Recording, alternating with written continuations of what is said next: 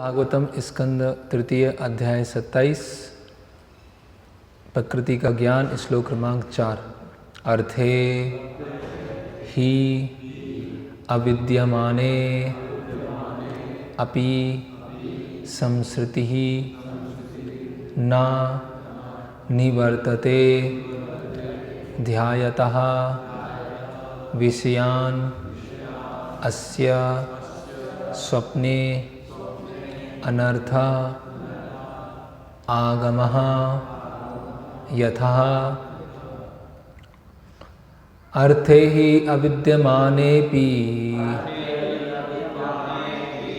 संसृतिर्न निवर्तते ध्यायतो विषयानस्य स्वप्नेनर्थागमो यथा। अनुवाद एवं तात्पर्य। कृष्ण कृपा मूर्ति अभय चरणारविंद भक्तिवेदांत स्वामी श्रील प्रभुपाद जी द्वारा अनुवाद। वास्तव में जीवात्मा इस संसार से परे है, किंतु प्रकृति पर अधिकार जताने की अपनी मनोवृत्ति के कारण उसके संसार चक्र की स्थिति कभी रुकती नहीं और वह सभी प्रकार की अलाभकर स्थितियों से प्रभावित होता है, जिस प्रकार की स्वप्न में होता है। तात्पर्य। स्वप्न का उदाहरण अत्यंत उपयुक्त है। स्वप्न में हम विभिन्न मानसिक दशाओं के कारण हानिकारक तथा लाभकर परिस्थितियों में रहते हैं।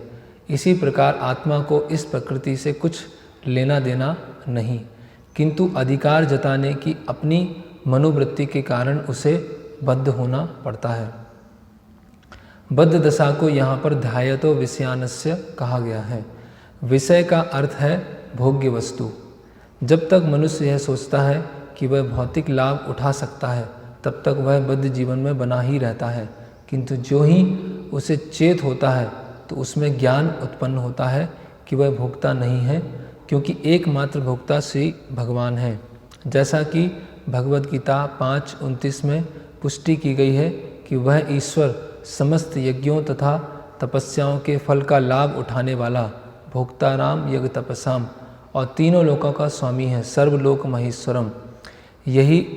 वही समस्त जीवात्माओं को असली सखा है, किंतु हम भगवान पर समस्त स्वामित्व, भोग तथा समस्त जीवों के सखा होने का भार न छोड़कर अपने को ही स्वामी, भोक्ता तथा सखा मानते हैं। हम यह सोचकर कल्याणकारी कार्य करते हैं कि हम मानव समाज के सखा हैं। कोई अपने को भले ही उत्तम राष्ट्रीय कार्यकर्ता, जनता तथा देश का श्रेष्ठतम मित्र कह ले, किंतु वह किसी का श्रेष्ठतम मित्र नहीं हो सकता। एकमात्र मित्र तो श्री कृष्ण हैं। हमें चाहिए कि हम बद्ध जीव की चेतना को इस स्तर तक उठा लें कि वह यह समझने लगे कि कृष्ण उसका वास्तविक मित्र है। यदि वह कृष्ण से मित्रता स्थापित करता है तो उसे कभी धोखा नहीं दे सकता, उसे यह सारी वांछित सहायता मिलती रहेगी। इस बद्ध जीव में इस चेतना को उत्पन्न करना सबसे बड़ी सेवा है। अपने को अन्य जीवात्माओं का महान मित्र बताना कोई सेवा नहीं है। मित्रता की शक्ति सीमित है। यद्यपि मनुष्य अपने को मित्र घोषित करता है, किंतु वह अनंत काल तक मित्र नहीं बना रह सकता। जीवात्माएं अनंत हैं और हमारे साधन सीमित हैं, अतः हम सामान्य लोगों को लाभ नहीं पहुंचा सकते। सामान्य लोगों की श्रेष्ठतम सेवा यही है कि हम उनमें कृष्ण भक्ति उत्पन्न करें, जिससे वे जान सकें कि कृष्ण ही परम भोक्ता, परम कर्ता तथा परम मित्र हैं। तब प्रकृति के ऊपर अधिकार करने का मोहक सपना भंग हो जाएगा। ओम अज्ञानतिमिरन्धस्य ज्ञानाञ्जनं शलाकया चक्षुरुन्मिलितं तस्मै श्री गुरुवे नमः। श्री चैतन्य मनोभीष्टं स्थापितं येन भूतले स्वयं रूप कदा मह्यं ददाति स्वापदान्तिकं। वन्देऽहं श्रीगुरोश्रीयुतपदकमलं श्रीगुरून् वैष्णवंश श्रीरूपं साग्रजातं सहगं रघुनाथान्वितं सजीवं साद्वैतं सावधूतं परिजनसहितं कृष्णचैतन्यदेवं श्रीराधाकृष्णपादान् सहगं ललिता श्रीविशाखान्वितांश्च। नमः ओं विष्णुपादाय कृष्णपृष्ठाय भूतले श्रीमते भक्तिवेदांत स्वामी नामिने। नमस्ते सारस्वते देवे गौरवाणी प्रचारणे निर्विशेष शून्यवादी पाश्चात्य देश तारणे। जय श्री कृष्ण चैतन्य प्रभु नित्यानंद श्री अद्वैत गदाधर शिवासादि गौर भक्त वृंद। हरे कृष्णा कृष्णा कृष्णा हरे हरे, हरे राम राम राम हरे हरे। हरे कृष्णा। यहाँ पर वर्णन किया जा रहा है कि कैसे एक जीव जो है भौतिक जगत में फंस जाता है ना, और उसकी जो भौतिक जगत में उसका जो बंधन का जो प्रमुख कारण है उसके बारे में वर्णन किया गया। और भौतिक जगत में जब वो फंस जाता है उसके पश्चात उसके जीवन में जो अलग अलग तरह के सुख हैं, दुख हैं, ऐसे बहुत सारी अलग अलग जो परिस्थितियां हैं मन के स्तर पर, भावनाओं के स्तर पर, वो वास्तव में क्या है ना। तो यहाँ पर कपिल मुनि बता रहे हैं कि जीवात्मा का इस संसार से कुछ भी लेना देना नहीं है ना। जीवात्मा इस संसार के परे है, क्योंकि संसार वास्तव में क्या है, जड़ प्रकृति है। भगवान की क्या है, बहिरंगा शक्ति है ना। और जो जीव है वो भगवान की क्या है, तटस्थ शक्ति है। तो एक तरह से तटस्थ शक्ति या तो बहिरंगा शक्ति के अंतर्गत रहेगी या फिर बहिरंग अंतरंगा शक्ति के, दोनों में से किसी एक शक्ति के अंतर्गत रहेगी, है ना। जैसे समुद्र का तट है तो समुद्र का तट या तो खाली होगा या उस पर पानी होगा, है ना। लेकिन जीव की अपने आप में जो प्रकृति है वो क्या है, स्पिरिट है ना। और ये भौतिक जगत क्या है, अपने आप में जड़ है। इसलिए भगवान भगवद गीता में बताते हैं, ना सतो विद्यते भावो ना भावो विद्यते सता, उभयोरपि दृष्टंतस तोनियोस तत्वदर्शी भी। तो जो तत्वदर्शी हैं वो दोनों चीज़ जानते हैं, है ना। ना सतो विद्यते भावो, कि जिसकी सत्ता नहीं है वो कभी नहीं रहेगा, है ना। मतलब जो असत है उसका चिर स्थायित्व नहीं है। और ना भावो विद्यते सता, और जो सत है, जो इटर्नल है, वो हमेशा रहता है, वो कभी चेंज नहीं होता है। तो ये संसार तो हमेशा चेंज होता रहता है, भूत्वा भूता प्रलीयते, है ना। प्रकट होता है, अप्रकट होता है, लेकिन जीव है वो हमेशा निश्चित है। जीव का जो गुण है, सच्चिदानंद गुण है, वो हमेशा रहता है, वो ढक जाता है या प्रकट होता है। तो वास्तव में एक तरह से जीव को इस संसार से कुछ भी लेना देना नहीं है। फिर वो क्यों फंस जाता है इस संसार में, है ना, प्रकृति पर अधिकार जताने की अपनी मनोवृत्ति के कारण, है ना। प्रकृति पर जब अपना अधिकार जताना प्रारंभ करता है तो यहाँ पर वो फंस जाता है। इच्छा द्वेष समुत्थेन द्वंद्व मोहेन भारत, इच्छा और द्वेष, है ना। कौन सी इच्छा, प्रकृति पर प्रभुत्व जताने की इच्छा। फिर उसके साथ जो अलग अलग तरह के सुख दुख आते हैं, है ना, वो कैसे होते हैं, स्वप्न की भांति होते हैं, है ना। तो जैसे हम देखते हैं कि एक कोई पात्र है, पानी का पात्र है ना, और उसमें चंद्रमा की परछाई पड़ रही है, तो पानी हिल रहा होगा वहाँ पर, तो हम देखते हैं कि चंद्रमा भी हिल रहा है, लेकिन वास्तव में चंद्रमा तो स्थिर है। वो चंद्रमा हमको हिलता हुआ दिखाई दे रहा है, प्रतीत हो रहा है, लेकिन वास्तव में चंद्रमा तो स्थिर है, करेक्ट। तो इसी तरह से जब जीव क्या है, भौतिक प्रकृति के संसर्ग में है, तो उसको सुख दुख आ रहे हैं, है ना, सुख दुख, लाभ हानि, मान अपमान, लेकिन वो वास्तव में वैसे ही है जैसे चंद्रमा अपनी जगह स्थिर है। उसी तरह से आत्मा जो है अपने गुणों में स्थित है ना, लेकिन वो जैसे चंद्रमा की जो परछाई है वो पानी पे पड़ रही है और पानी गतिमान है ना। उसी तरह से जब जो भोग करने की प्रवृत्ति है उसके कारण मन में ये सुख दुख, लाभ हानि, मान अपमान उत्पन्न होते हैं। बाकी आत्मा को इनसे कुछ लेना देना नहीं है। आत्मा अपनी जगह स्थिर है, जिस तरह से वो चंद्रमा जो है अपनी जगह स्थिर है ना। तो एक ही श्लोक में यहाँ पर कपिल मुनि काफ़ी बात बता रहे हैं। तो जैसे जो मायावादी हैं, है ना, वो एक वाद को प्रस्तुत करते हैं जिसका नाम है विवर्तवाद, है ना। विवर्तवाद क्या है, मतलब इल्यूजन। जैसे संसार है तो है ही नहीं, संसार कुछ है ही नहीं, हमको लग रहा है संसार है ना, ये आसपास जो भी हम सामग्रियाँ देख रहे हैं वो सब कुछ है ही नहीं, है ना। अल्टीमेटली ये जो शरीर है वो भी है ही नहीं, है ना, ये सब भ्रम है। और उसका उदाहरण क्या देते हैं वो, सर्प रज्जु न्याय से, है ना, कि एक रस्सी पड़ी हुई है और रस्सी को हम देखते हैं तो एकदम से हमें सांप दिखाई देता है ना, लेकिन सांप है नहीं, सांप नहीं है लेकिन रस्सी है कि सांप जैसा प्रतीत हो रहा है। तो उसी तरह से ये संसार है, संसार की बहुत सारी वस्तुएं हैं, लेकिन हमें लग रहा है कि संसार है, वास्तव में संसार है नहीं, है ना। इतनी ज़्यादा वर्ड जगलरी हो गई है, इतनी ज़्यादा शब्दों का जाल है कि है लेकिन लग रहा है लेकिन है नहीं, है ना। तो ये इल्यूज़न है ना। तो इसके लिए आप ऐसे लोगों को फिलॉसफी में हरा पाएंगे नहीं हरा पाएंगे अलग बात है, लेकिन व्यवहारिक रूप से तो हरा ही सकते हैं।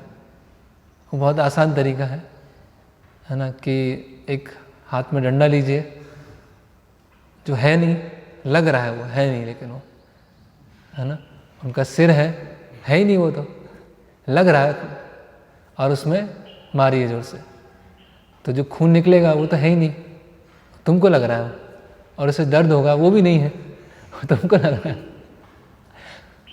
तो विवर्तवाद का खंडन हो जाएगा, है ना।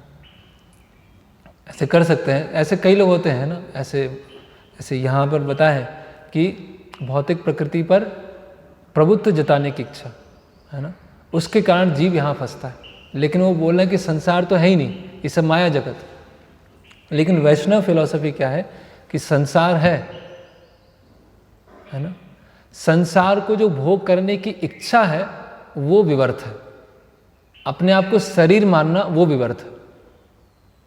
भ्रम तो है, जीव की होता है ना, भ्रम प्रमाद विप्रलिप्सा करना पाठ, तो भ्रम तो है, लेकिन इस संसार को भोग की जगह स्वीकार करना वो विवर्त है। ये अपने आप को शरीर समझना वो विवर्त है। तो चैतन्य महाप्रभु का जब चर्चा होता है मायावादियों के साथ में, तो चैतन्य महाप्रभु बोलते हैं कि आप जो विवर्तवाद बोल रहे हैं वो एक तरह से सही है, लेकिन उसको आप गलत तरह से अप्लाई कर रहे हैं। आप बोले संसार ही नहीं है, शरीर ही नहीं है, कोई प्रकृति है ही नहीं, लेकिन वास्तव में विवर्तवाद क्या है कि संसार भोग की जगह नहीं है और हम ये शरीर नहीं है, तो अपने आप को शरीर समझना वो भ्रम है, या इस संसार में अपने आप को भोक्ता समझना वो भ्रम है। तो इस तरह से वो विवर्तवाद। फिर वहाँ आगे बताते हैं कि जो वैष्णव सिद्धांत है वो क्या है, शक्ति परिणामवाद। शक्ति परिणामवाद, तो शक्ति परिणामवाद क्या है, शक्तिमान अभेद, कि भगवान अपनी शक्तियों के माध्यम से इस संसार का संचालन करते हैं। परास्य शक्तिर विविधः वे सूर्यते स्वाभाविकी ज्ञान बल क्रिया छ। तो भगवान की बहिरंगा शक्ति है, अंतरंगा शक्ति है और तटस्थ शक्ति है। तो इन शक्तियों के माध्यम से भगवान तो शक्ति और शक्तिमान ये दोनों मिलकर क्या बनता है, परम सत्य बनता है ना। इसीलिए हमारे लिए परम सत्य क्या है, केवल कृष्ण नहीं है, राधा कृष्ण, शक्ति और शक्तिमान दोनों। तो ये परिणाम मतलब ट्रांसफॉर्मेशन, परिवर्तन। तो शक्तियों का ट्रांसफॉर्मेशन होता है और इससे भगवान भी हैं, जीव भी हैं, ये भौतिक जगत भी है। और भौतिक जगत से जो निकलने का उपाय है वो सिंपल है कि हम अपनी जो प्रभुत्व जताने की इच्छा है ना, इस संसार में जो भोग करने की इच्छा है उससे हम मुक्त हो जाएं, है ना। तो बहुत ही सरल शब्दों में पूरा जो फिलॉसफी है संक्षिप्त रूप में बताया गया। तो अभी जब हम प्रभुत्व जताने की इच्छा करते हैं, अपने आप को भोक्ता मानते हैं, तो भ्रम में है एक तरह से। तो उस समय जो सुख दुख लाभ हानि ये सब आते हैं, वो क्या होता है, स्वप्न की अवस्थाएं होती है ना, अलग अलग, जैसे हम स्वप्न देख रहे हैं। जैसे भागवत में बताया गया है एक अलग जगह, जैसे किसी व्यक्ति का सिर काट दिया है और सिर काट के लटका दिया और वो उसको देख रहा है, तो वो संभव नहीं है। किसी का सिर कटा है और वो लटका हुआ है तो वो कैसे देख पाएगा। तो इसी तरह से यहाँ के जो सुख और दुख क्या है वो टेम्परेरी है ना। इसीलिए भगवान जब भगवद गीता में स्थित प्रज्ञ के बारे में चर्चा करते हैं कि स्थित प्रज्ञ से का भाषा समाधिस्तस्य केशवा स्थित दीप किम प्रभासेत किमासीत व्रजेत किम, कि जो स्थित प्रज्ञ है उसके लक्षण क्या होते हैं, उसकी भाषा क्या है, वो चलता कैसे है, वो बैठता कैसे है ना, वो बोलता कैसे है, ये सब स्थित प्रज्ञ के लक्षण बताएगा, है ना। स्थित प्रज्ञ मतलब जो बुद्धि में स्थित है ना, बुद्धि योग में स्थित है, वो स्थित प्रज्ञ है।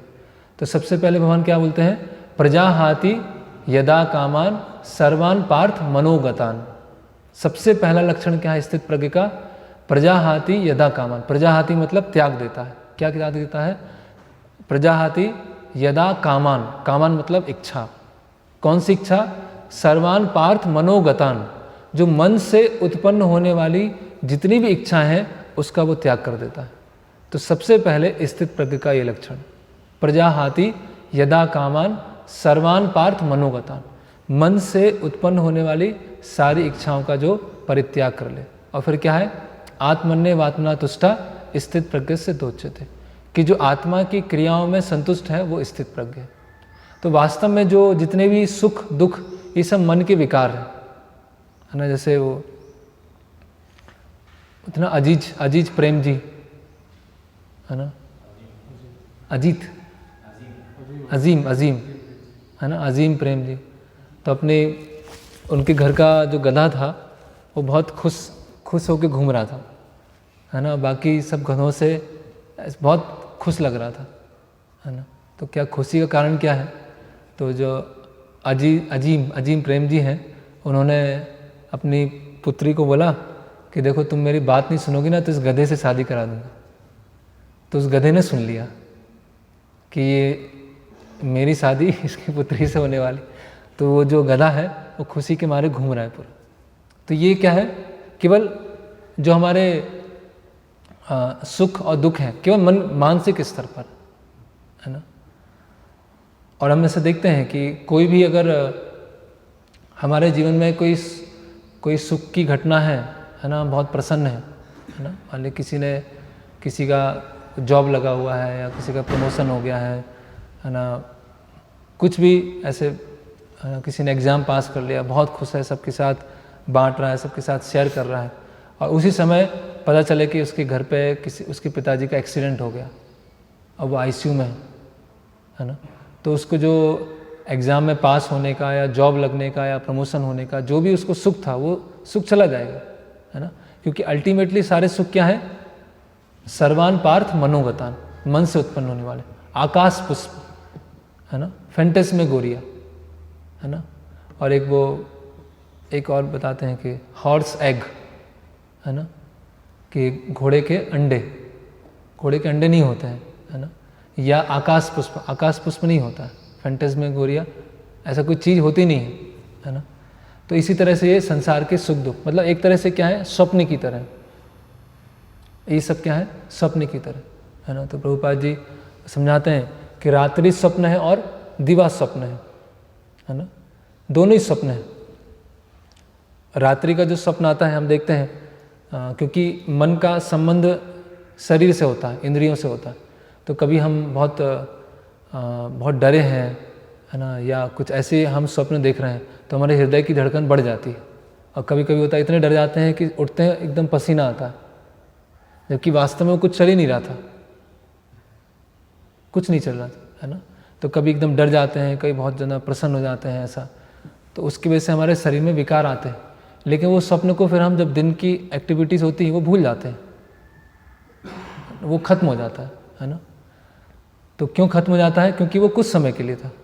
तो उसी तरह से हमने जो दिन में एक्टिविटीज़ की है उसको हम 4-5 दिन के बाद भूल जाएंगे।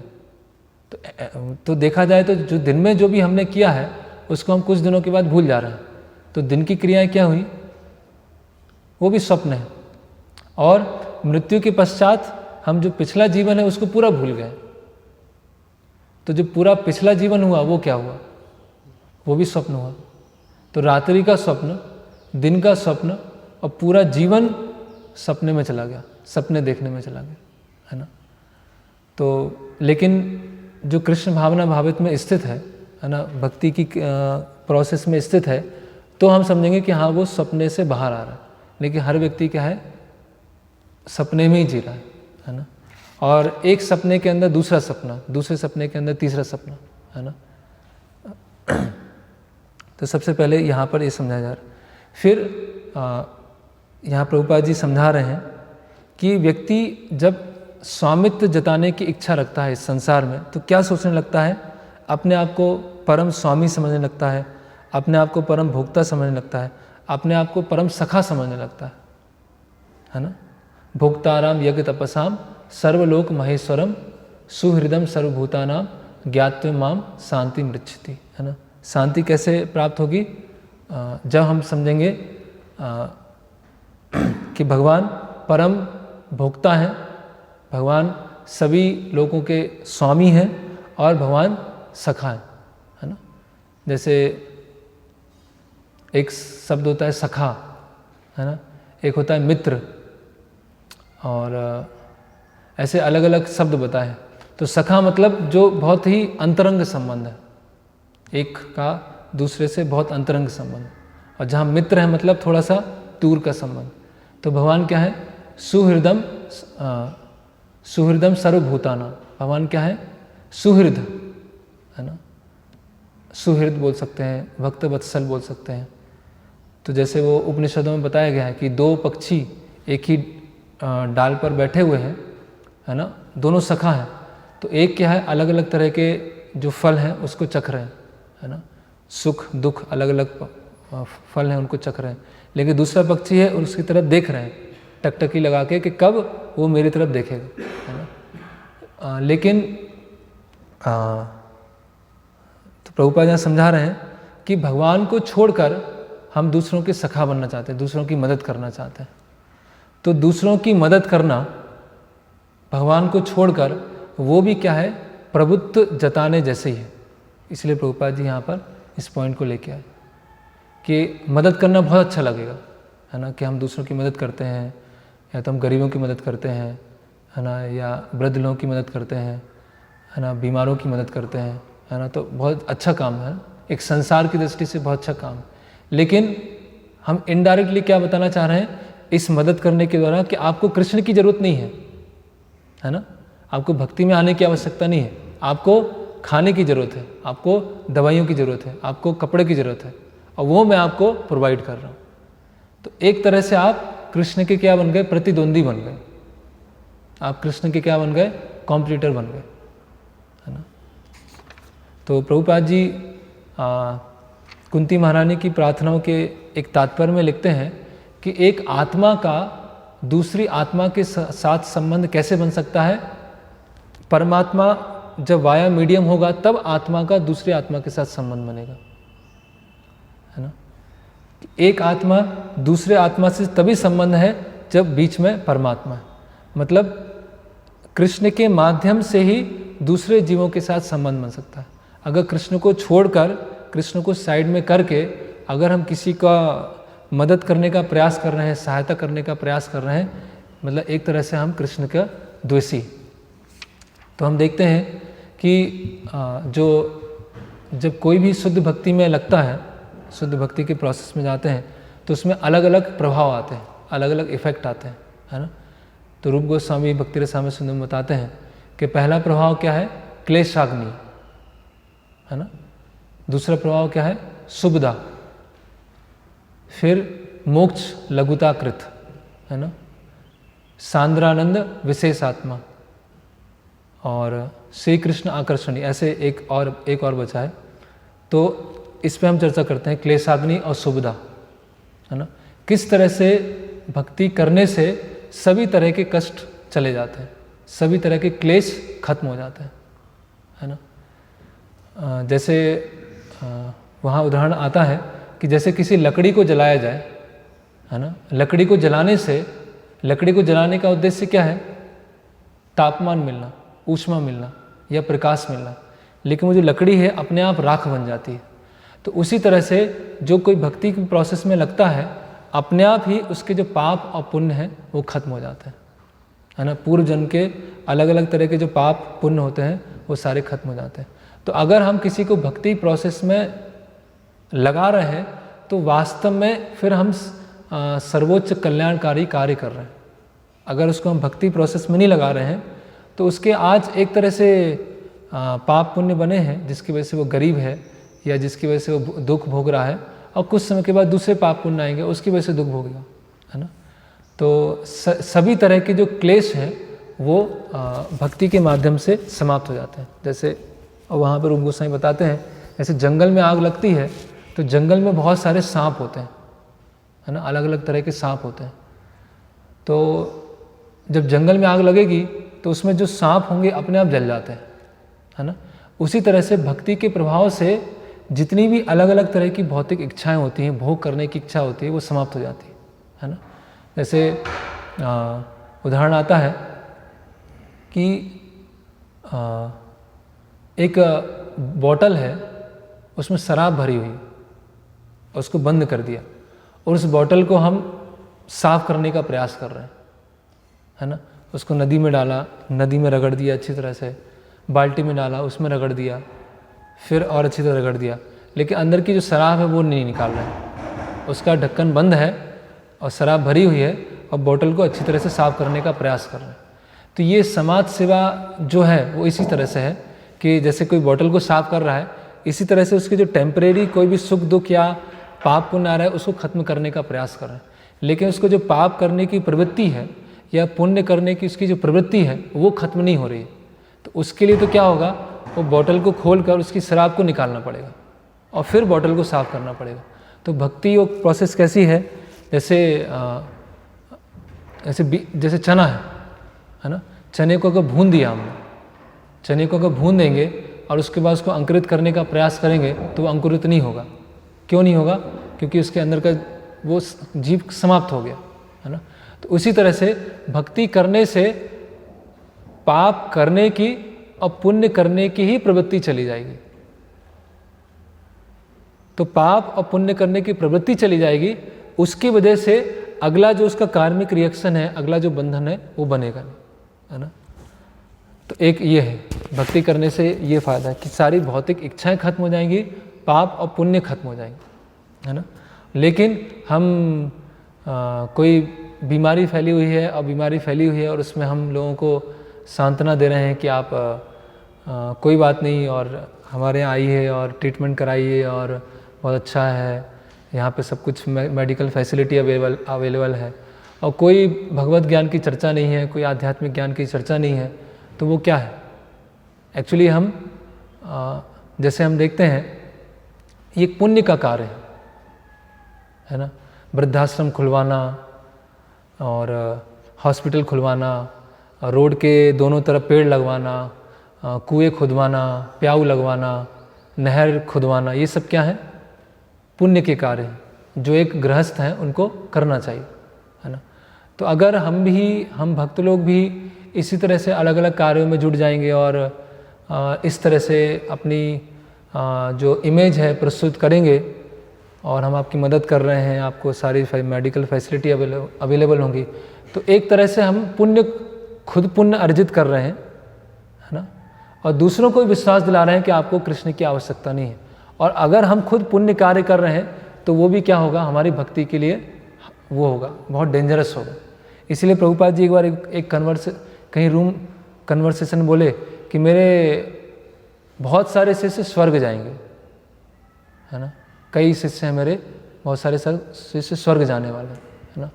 क्यों? क्योंकि एक तो भौतिक इच्छाएं हैं, है ना, तो जो भगवद गीता में बताया गया है ना कि प्राप्य पुण्य, जो पुण्य होते हैं उच्च लोकों में जाते हैं, फिर उनका नीचे पतन होता है।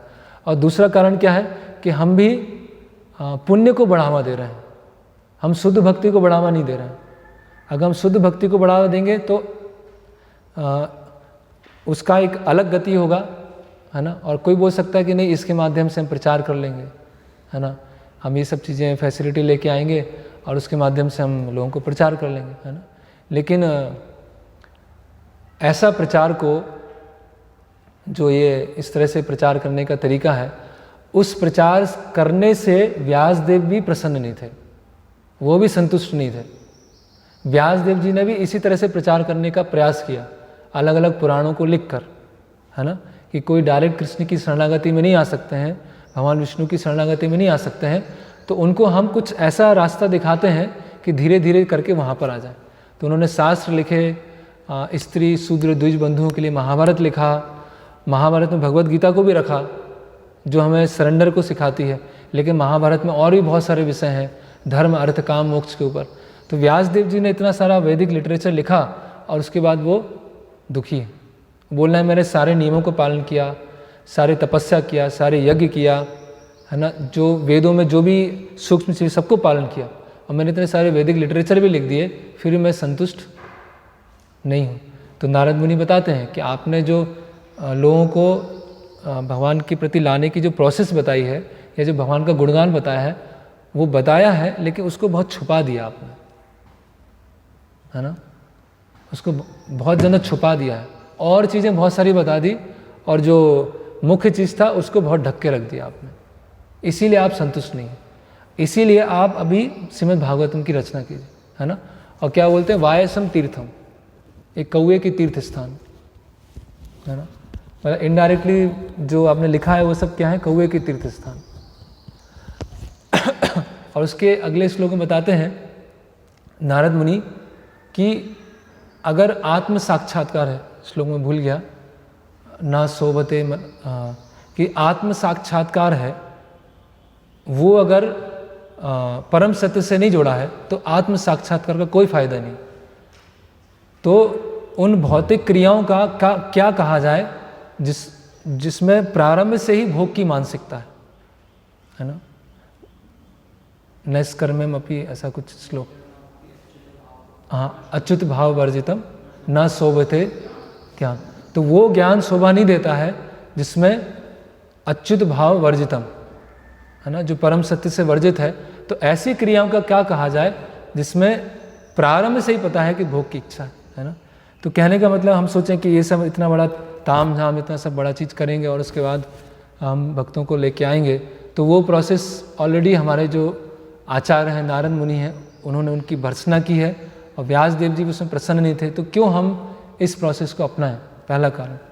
और दूसरा कारण क्या है कि इसमें हम जो प्रचार कर रहे हैं हम भी क्या बोलते, हमारा खुद भक्ति जो हम कर रहे हैं उस पर विश्वास कम है। जैसे बताया गया, रूप गोस्वामी बताते हैं कि दूसरा भक्ति का लक्षण क्या है, शुभदा। शुभदा मतलब शुभ मतलब ऑस्पिशियसनेस, शुभ, शुभदा मतलब प्रदान करने वाला। तो भक्ति क्या है, सबसे पहले क्या करती है, क्लेशाग्नि, सभी तरह के क्लेशों को नष्ट कर देती है, मतलब भगवान जो भोग करने की इच्छा है उसको ही नष्ट कर देती है। और दूसरा है शुभदा, शुभदा मतलब परम कल्याणकारी है भक्ति, है ना। तो परम कल्याणकारी है, किस तरह से परम कल्याणकारी है कि भगवान की सेवा करने से और लोगों को ये बताने से कि भगवान आपके स्वामी हैं, भगवान परम भोक्ता हैं और भगवान आपके सबसे बड़े शुभ चिंतक हैं, उसके माध्यम से हम लोगों की सेवा कर पाएंगे। यहाँ प्रभुपाद जी उसी चीज़ को बता रहे हैं कि यदि वह कृष्ण से मित्रता स्थापित करता है तो उसे कोई कभी धोखा नहीं दे सकता और उसे यह सारी वांछित सहायता मिलेंगी। सामान्य लोगों की श्रेष्ठतम सेवा यही है कि हम उनमें कृष्ण भक्ति उत्पन्न करें, जिससे वे जान सकें कि कृष्ण ही परम भोक्ता, परम कर्ता और परम मित्र है। सबसे बड़ा कल्याणकारी कार्य यही है। ऐसे हम देखते हैं कि श्रील भक्ति सिद्धांत ठाकुर, उनके समय पे भी ऐसा बहुत बड़ा अकाल आया है ना, बंगाल में बहुत बड़ा अकाल आया। तो सब जो अलग अलग लोग गौड़ी मठ से कहने लगे कि आप मदद कीजिए, बहुत बड़ा अकाल आया है ना, तो लोगों को खाना दीजिए, है ना, लोगों को जो भी ज़रूरतमंद चीज़ें हैं वो प्रदान करिए। तो भक्ति सिद्धांत ठाकुर बोलते हैं कि जो ये अकाल आया है उससे ही बड़ा अकाल क्या है, हरि कथा का अकाल है ना। पूरे संसार में हरि कथा का अकाल है ना, और ये अकाल इस अकाल से भी भयावह है, क्योंकि ये अकाल से तो आपको कुछ जीवन के कुछ वर्ष या ये जीवन में समस्या होगी, लेकिन जो हरि कथा का अकाल है उसकी वजह से पूरे संसार में बड़ी मात्रा पे लोग जन्म जन्मांतर दुख सुख और दुख भोग रहे हैं। तो मेरा आपसे निवेदन है कि आप लोग भी हमसे जुड़ जाइए और ये हरि कथा का अकाल है, इसको हम दूर करने का साथ में प्रयास करेंगे, है ना। तो स्वाभाविक है कि लोग उस चीज़ को पसंद नहीं करेंगे, है ना। लोग सोचेंगे अरे ये तो संवेदनहीन है, संवेदनशील नहीं है ना, क्रूर हैं, कठोर हैं, इनको ये पता नहीं है ना। लेकिन जिनकी शुद्ध भक्ति में विश्वास है, को पता है कि शुद्ध भक्ति क्या है, ऑल ऑस्पिशियस, शुभदा है, सर्व कल्याणकारी है, और भक्ति करने से सारे तरह के गुण उत्पन्न होते हैं, है ना। तो यस, प्रभुपाद जी ने कई जगह बोला है कि हमारे मंदिर में हमेशा प्रसाद वितरण होना चाहिए, है ना, और जो भी आए उनको प्रसाद मिलना चाहिए। प्रभुपाद जी अपने अंतिम समय में एक लेटर भी लिखते हैं कि जो भी मंदिर में आता है उसको पूड़ी है, सब्जी है, हलवा है, मतलब ये 3 चीज़ें तो मिलनी ही चाहिए, है ना। ऐसे प्रभुपाद जी एक लेटर लिखते। लेकिन प्रभुपाद जी वहाँ बता रहे हैं कि वहाँ कीर्तन है, वहाँ हरि कथा है, बुक्स ले जाएं, प्रसाद लें, तो ये इस तरह से हमारा मूवमेंट है। लेकिन अगर केवल प्रसाद है और प्रसाद भी नहीं है, मशीनों से है, और किस तरह वो जा रहा है, वहाँ पे कोई कीर्तन नहीं है, वहाँ पे कोई हरि कथा नहीं है, तो वो क्या हो जाता है, एक कर्म कांड का भाग हो जाता है। प्रभुपाद जी ये स्पष्ट रूप से वहाँ पर बता रहे हैं। तो सेवा करने की प्रवृत्ति है, लेकिन सेवा क्या है, मिसगाइडेड, मिसडायरेक्टेड है ना।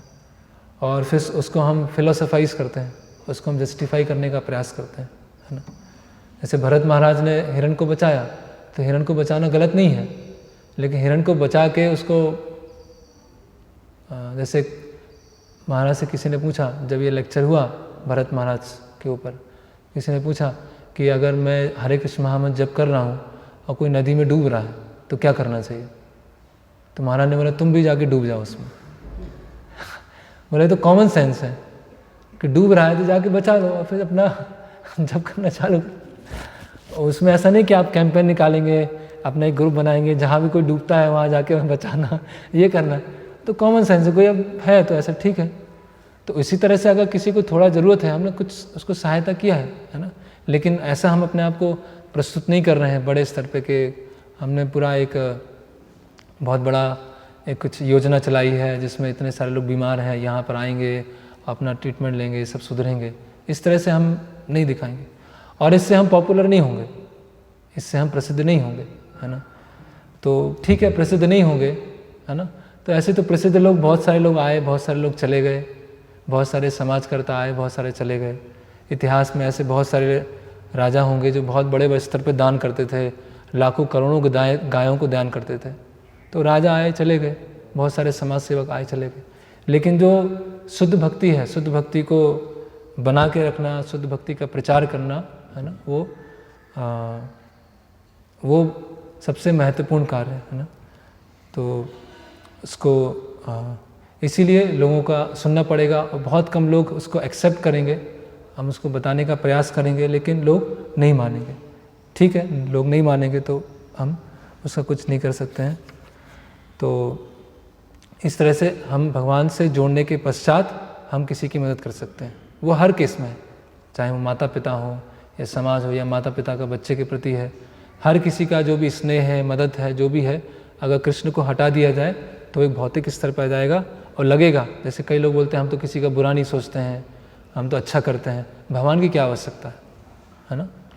भगवान की कोई आवश्यकता नहीं, हम किसी का बुरा नहीं सोचते, हम किसी का बुरा नहीं करते। तो सबसे बुरा तो तुम यही सोचते हो कि भगवान को तुम्हारे जीवन में नहीं है, सबसे बुरे तो यही हो, है ना। तो जो खासकर जो समाज सेवक होते हैं बोलते हैं कि, है ना, भगवान होते तो ये सब क्यों होता, इतनी बड़ी बीमारी क्यों आती, हम कर रहे हैं, है ना। हमारे भगवान तो हॉस्पिटल में है, हमारे भगवान तो रोड पर लड़ रहे हैं, ये भगवान है। वो भगवान थोड़ी हैं जो इतने लोगों को इतने क्रूरता से मारेंगे। हमारे भगवान तो ये हैं, पुलिस फोर्स है ना, मेडिकल स्टाफ है, ये हमारे भगवान है ना। तो ये वो कैसे भगवान है वो एक अलग डिस्कशन है कि किस तरह से अलग अलग अंदर अंदर बहुत सारे अंगों को बेचा जा रहा है, अंगों को निकाला जा रहा है, और सबसे बड़ा जो बिज़नेस है वो मेडिकल बिज़नेस चल रहा है। ऐसे बहुत सारी अलग अलग चीज़ें हैं। तो ठीक है, वो अपना एक कार्य कर रहे हैं, उनकी लिमिटेशंस हैं, लेकिन उसको बढ़ावा देना और उसी बढ़ा हुए की चीज़ में हम खुद चले जाएं और हम भी उन्हीं के साथ पहचान बनाना चालू कर दें, तो ये हमारे मूवमेंट में बहुत, हमारे जो आंदोलन है उसमें बहुत बड़ी एक कमी है ना। उसमें धीरे धीरे दीमक लग जाएगा, है ना। धीरे धीरे दीमक क्या लकड़ी को अंदर से खा जाता है, इसलिए वो पूरा समाप्त हो जाएगा। और ये अल्टीमेटली वही है प्रभुत्व जताने की इच्छा, कि हम प्रभु बनना चाहते हैं, हम स्वामी बनना चाहते हैं, हम लोगों की कृष्ण से इंडिपेंडेंट होकर मदद करना चाहते हैं। तो यहाँ पर हम विराम देंगे। हरे कृष्ण।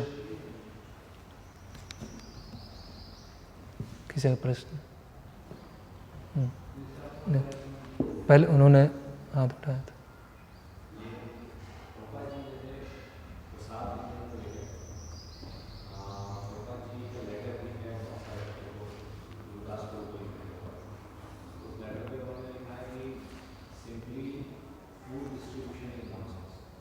हाँ, simply food distribution is nonsense. हाँ,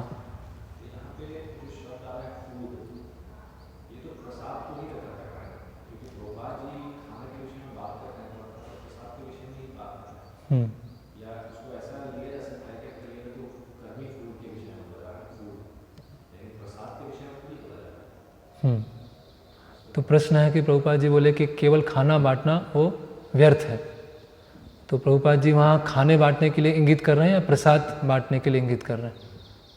तो मतलब सिंपल जो मतलब वो स्पष्ट है, उसका हम उस पूरे लेटर को ही पढ़ेंगे तो प्रभुपाद जी ये बोल रहे हैं कि आप बाकी चीज़ों को छोड़कर आप केवल अन्न या ऐसे खाने को बांट रहे हैं, चाहे वो हम अपनी संस्था के बैनर के अंदर बना के दें तो वो खाना ही होगा, हम खाने की चेतना से, और वो जो व्यक्ति ले रहा है वो भी खाने की चेतना से ही ग्रहण कर रहा है। तो एक तरह से वही है, प्रसाद की तरह हम बांट रहे हैं, लेकिन वो एक भौतिक धरातल पे ही आ जाएगी वो चीज़। वो मतलब उसको हम स्पेकुलेट करके उसका मीनिंग दूसरा नहीं निकाल सकते। वही प्रसाद डिस्ट्रीब्यूशन, फूड डिस्ट्रीब्यूशन ऐसे ही। जैसे उदाहरण के लिए कि प्रभुपाद जी जैसे प्रसाद अर्पण करने का कई जगह बताते हैं शास्त्रों में, तो हर जगह प्रसाद में भोग नहीं लिखते हैं, फूड भी लिखते हैं, फूड ऑफर टू कृष्णा, हमें वो भोजन लेना चाहिए जो कृष्ण को अर्पण है। तो प्रभुपाद जी डायरेक्ट ये भी ले सकते हैं ना कि हमें प्रसाद लेना चाहिए, तो वो तो एक लैंग्वेज का है कि फूड लिखा है या प्रसाद लिखा है। हाँ हाँ,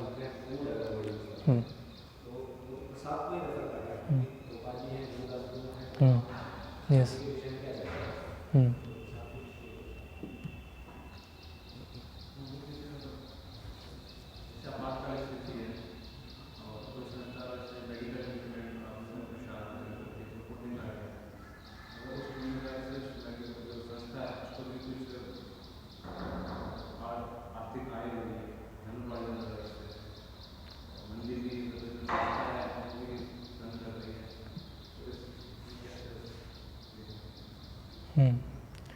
तो प्रश्न है कि अगर हम इस तरह से अलग अलग तरीके कर रहे हैं तो उस समय आय भी हो रही है, लक्ष्मी भी आ रही है, उससे मंदिर बन रहा है, मंदिर चल रहा है, करेक्ट?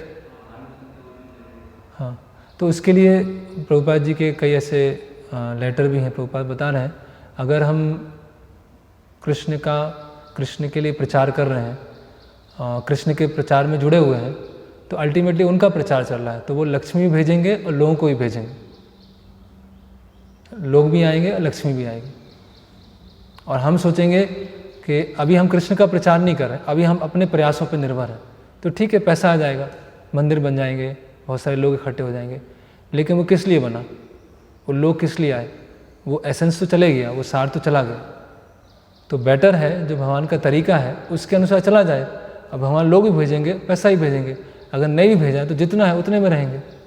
हम ये तो कह पाएंगे ना कि हमने भगवान का प्रचार किया, ये तो हम बता पाएंगे ना भगवान गुरु के सामने कि मैंने भगवान का प्रचार सही तरह से किया।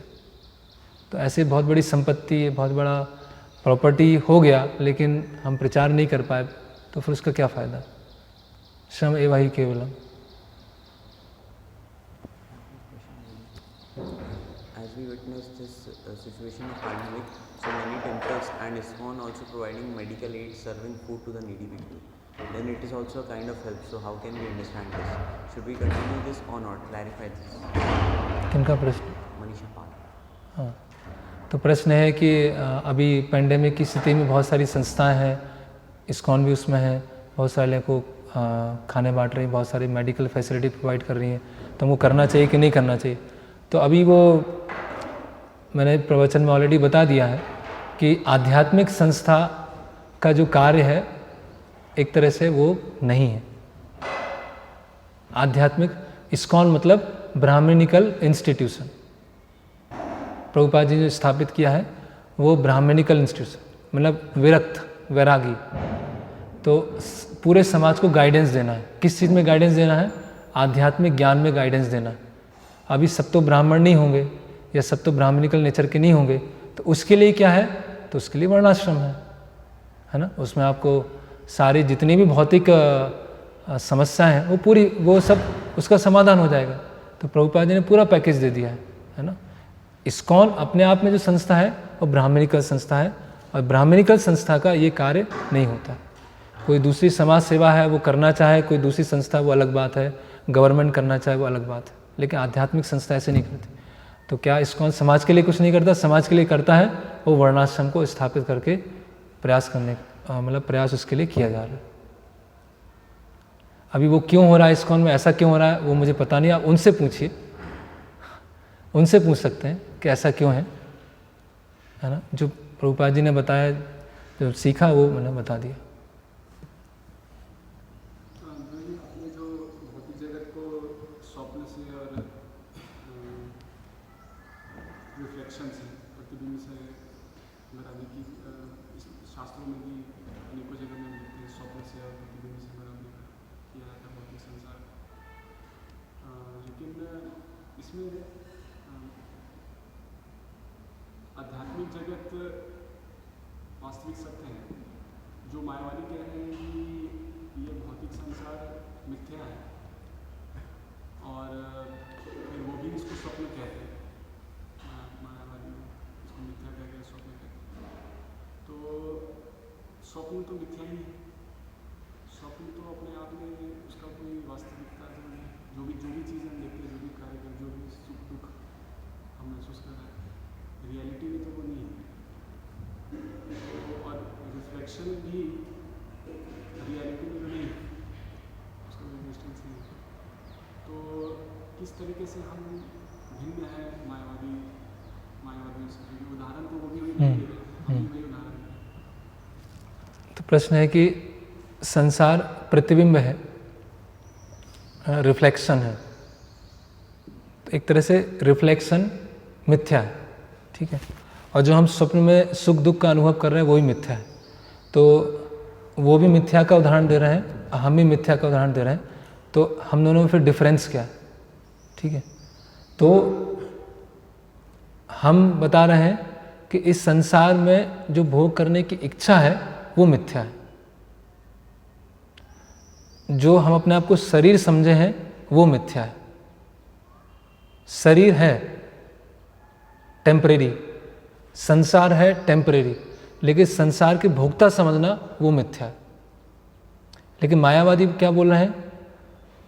जो हर चीज़ मिथ्या है, मतलब आप कोई भी इच्छा करेंगे वो मिथ्या है। लेकिन वैष्णव अंडरस्टैंडिंग क्या है कि मैं आत्मा हूँ, वो तो है ना, लेकिन उनके लिए तो वो भी चीज़ नहीं है, मतलब हर चीज़ का ही अस्तित्व खत्म करना चाहते हैं।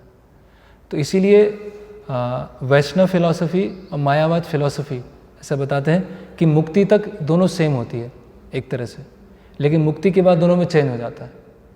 कि वो भी बोलते हैं कि संसार से निकलना है, हम भी बोलते हैं संसार से निकलना है। वो भी बोलते हैं अहम ब्रह्मास्मि, हम भी बोलना है अहम ब्रह्मास्मि। उनके लिए ब्रह्म क्या है? सब निराकार। हमारे लिए ब्रह्म क्या है? मैं आत्मा हूँ। तो दोनों में सिमिलरिटी है मुक्ति तक, लेकिन उसके पश्चात वैष्णव फिलॉसफी है कि मैं आत्मा हूँ और मेरी इच्छा क्या है? भगवान की सेवा करना। तो वो तो इच्छाओं को ही खत्म करना चाहते हैं, वो तो संसार को ही मिथ्या। हम संसार को लेके भगवान की सेवा में लगाना चाहते हैं, हम सही इच्छा करके भगवान की सेवा करना चाहते हैं। लेकिन वो तो संसार को ही खत्म करना चाहते हैं, इच्छाओं को ही खत्म करना चाहते हैं।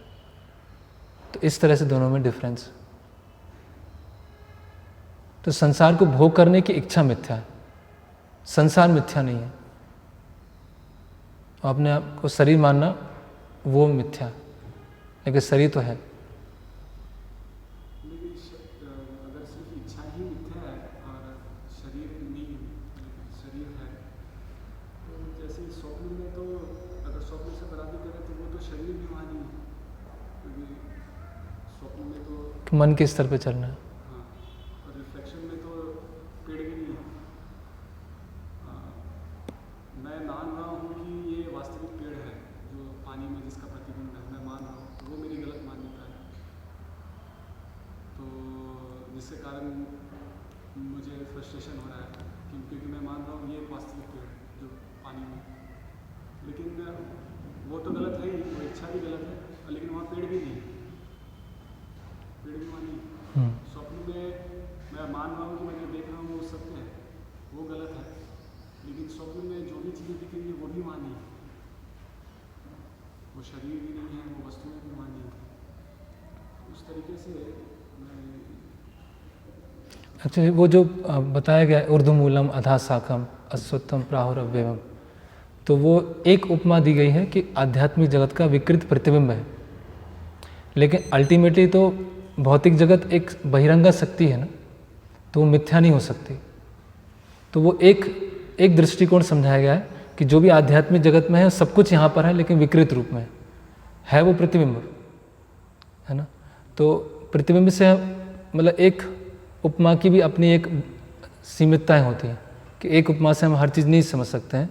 तो जो भी आध्यात्मिक जगत में है वो भौतिक जगत में, लेकिन विकृत रूप में, लेकिन संसार है, संसार वास्तव में है। संसार ऐसा नहीं कि संसार मिथ्या है।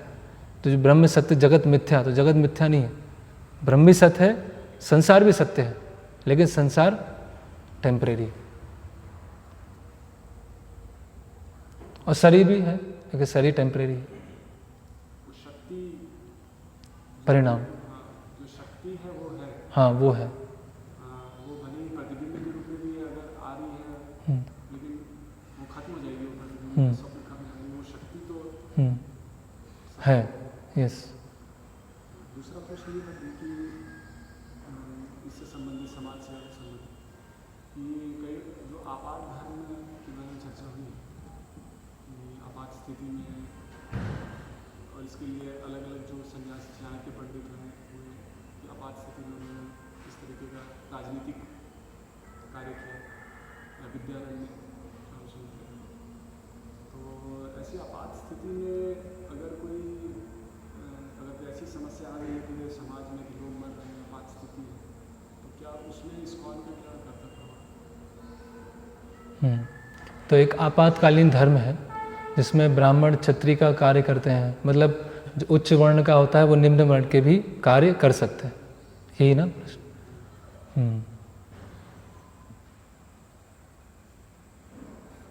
तो जैसे हम अपने पूर्ववर्ती आचार्यों के माध्यम से देखते हैं, जैसे भक्ति सिद्धांत श्री ठाकुर हैं या श्रील प्रभुपाद जी भी स्वयं हैं, तो उनके समय पे भी ऐसी परिस्थितियां बनी, है ना। लेकिन उस समय भी उन्होंने किस तरह से उसको क्रियान्वयन किया, है ना, संकीर्तन के माध्यम से या प्रसार डिस्ट्रीब्यूशन करना है तो उसका एक पूरे पैकेज के माध्यम से।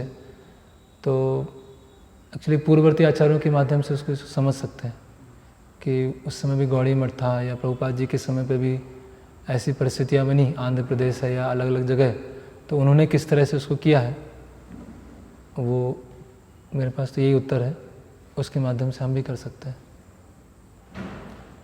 इसमें ये भी कि हम स्वयं जो है आपातकालीन स्थिति डिसाइड नहीं कर सकते ना। आपातकालीन स्थिति है कि नहीं हो तो आचार्य डिसाइड करेंगे। हम तो कुछ स्थिति लेकर के हमने सोच लिया कि ये आपातकालीन स्थिति है, वो तो गलत मानना है ना। हाँ, तो फिर ये आएगा कि आपातकालीन स्थिति कैसे डिसाइड होगी। नहीं, मतलब अभी का परिस्थिति है, तो अभी मतलब इस्कॉन में कोई ऐसे भक्त हैं, एक ऐसा टीम है या सन्यासी है, तो वो मान लीजिए डिसाइड करते हैं कि किसको हम आपातकालीन माने, किसको नहीं माने, तो वो किस तरह से डिसाइड होगा।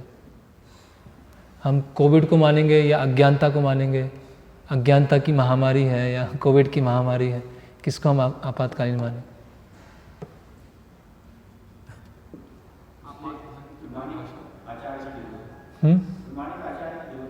हाँ, आपात धर्म की परिभाषा को देखना होगा। आपात धर्म की परिभाषा क्या है? ब्राह्मण के लिए क्या आपात स्थिति होगी? और ब्राह्मण किस स्तर तक कर सकते हैं?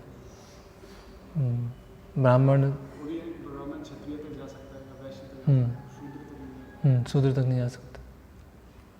इसमें भी जैसे ब्राह्मण यहाँ पर आपात धर्म है, तो उसमें ये वर्णन किया गया है कि ब्राह्मण अपनी जीविका, उसके स्वयं की जीविकोपार्जन के लिए समस्या आ रही है, तो वो फिर क्या करता है, वो ब्राह्मण से नीचे के धर्म को अपना लेता है। लेकिन यहाँ पर ऐसा नहीं, उसकी जीविकों की समस्या आ रही है, जीविकोपार्जन की समस्या आ रही है ब्राह्मण, जैसे समाज का कल्याण करना चाहता है, तो उसको फिर आपातकालीन से कैसे हम डिसाइड करेंगे?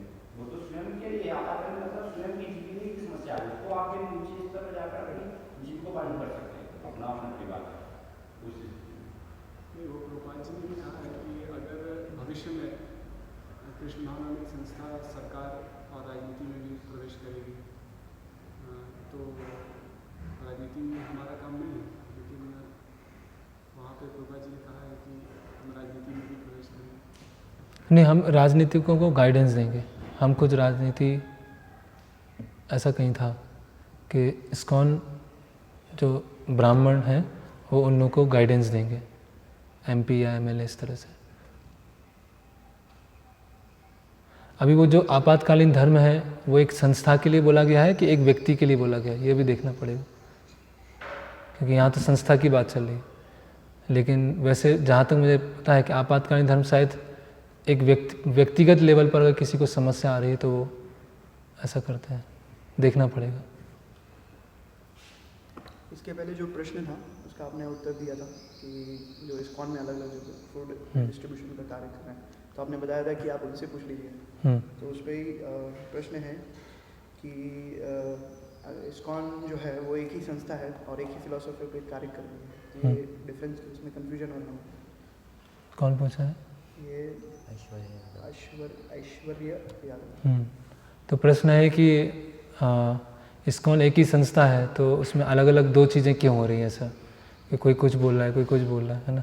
तो इस्कॉन तो एक ही है और इस्कॉन का एक ही विचार है और प्रभुपाद जी का विचार है ना। इस्कॉन में दो चीज़ें नहीं है, तो ऐसा क्यों हो रहा है? क्या अगर वास्तव में इस्कॉन देखा जाए तो वास्तव में इस्कॉन मतलब प्रभुपाद जी की शिक्षा है। प्रभुपाद जी की शिक्षा है तो इस्कॉन है, प्रभुपाद जी की इच्छा नहीं है तो इस्कॉन नहीं है। जैसे उदाहरण के लिए कोई पेड़ है, पेड़ पे अलग अलग शाखाएं हैं, तो एक शाखा से जो फल आएगा और जो दूसरी शाखा से फल आएगा दोनों सेम होगा, दोनों में आम होंगे। लेकिन अगर वो एक शाखा आम के पेड़ से निकल गई है तो उसमें कुछ नहीं लगेगा, अभी वो पेड़ का हिस्सा नहीं माना जाएगा। तो इस्कॉन एक ही है और इस्कॉन में अलग अलग ब्रांचेस हो सकती हैं और अलग अलग ब्रांच में फल होंगे वो सेम होंगे, लेकिन ब्रांच का पेड़ से लगा होना ज़रूरी है। तो अभी लोगों के विचार क्यों आ रहे हैं ऐसे अलग अलग?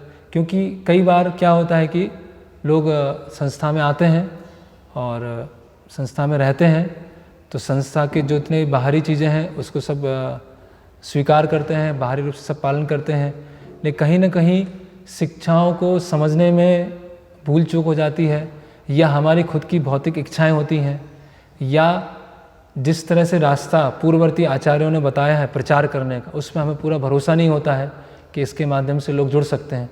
तो कहीं ना कहीं फेथ हमारी कंप्लीट नहीं है पूर्ववर्ती आचार्यों के ऊपर, या हमारी खुद की भौतिक इच्छाएं हैं, या फिर हमारी अंडरस्टैंडिंग ही सही नहीं है। तो उसकी वजह से ऐसा लगता है कि बहुत सारे मत आ गए, लेकिन मत तो एक ही है, वो प्रभुपाद जी का मत है।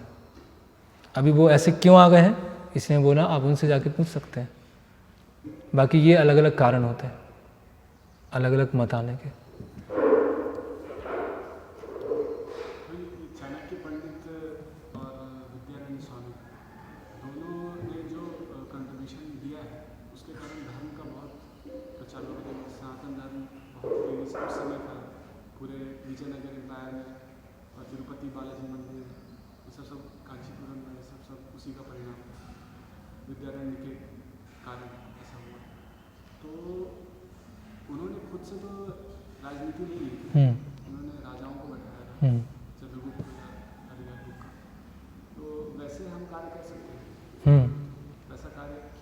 Yes yes.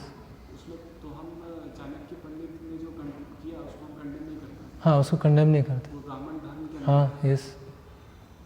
तो चाणक्य पंडित ने जो गाइड किया वो शास्त्रों के हिसाब से किया। जैसे हम चाणक्य नीति देखेंगे तो उसमें अलग अलग वर्ण कैसे होना चाहिए, स्त्री कैसे होना चाहिए, सब कुछ बताया है।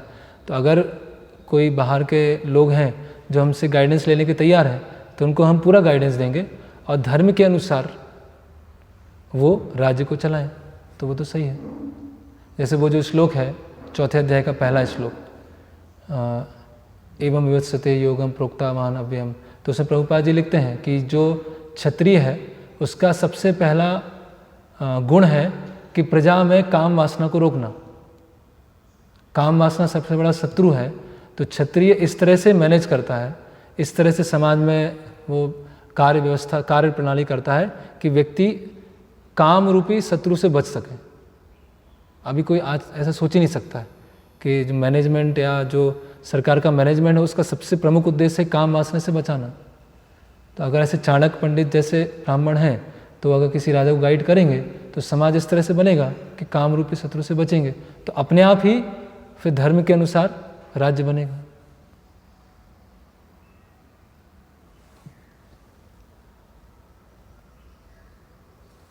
ठीक है। हरे कृष्ण। श्रील प्रभुपाद की, श्रीमद् भागवतम की जय।